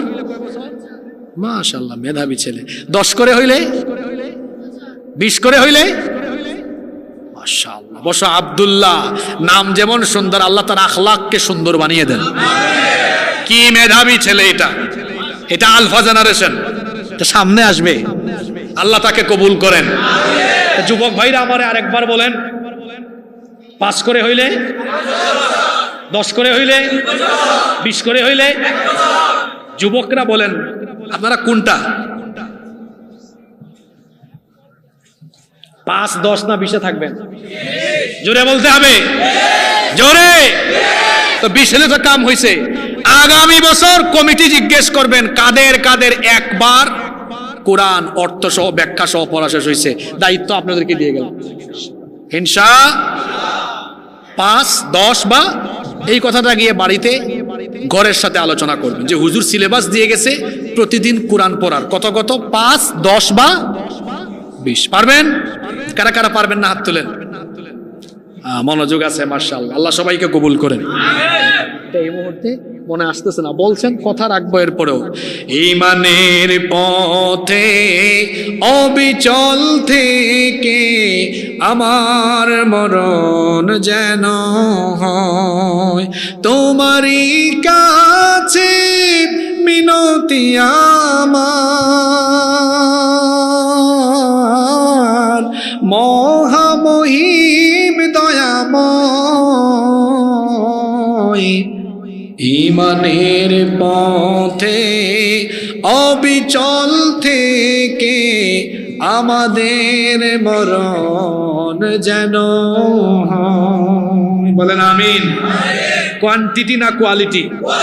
কোয়ান্টিটি না কোয়ালিটি? কোয়ালিটির জন্য, জোরে, কোয়ালিটির জন্য। আজকে স্লোগান হবে আল কোরআনের আলো। না না, আল কোরআনের আলো। উলাপান সুযোগ দেয় না। হৃদয়ে হৃদয়ে, অন্তরে অন্তরে। বলবেন হুজুর আপনি কি এগুলার বিরুদ্ধে নাকি? না, আগে যদি মানুষের অন্তরে কোরআনের আলো জানানো যায়, আলোকিত মানুষ দিয়ে ঘরে ঘরে সংসদ সুদ্ধা কোরআনের আলো জ্বালিয়ে দেওয়া যাবে। নতুন স্লোগান আল কোরআনের আলো। আবার কই সংসদে, সংসদেও জ্বালবো, কিন্তু লাইনগুলা ঠিক করেন।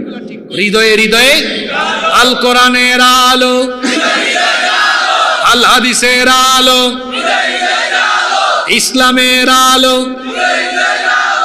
বাকি লাইনও বলেন আল কোরআনের আলো। এবার বলেন ঘরে ঘরে, এবার বলেন সংসদে আল কোরআনের আলো। অন্তরে, ঘরে, তারপরে সিরিয়াল ঠিক রাখবেন। আল্লাহ কবুল করে।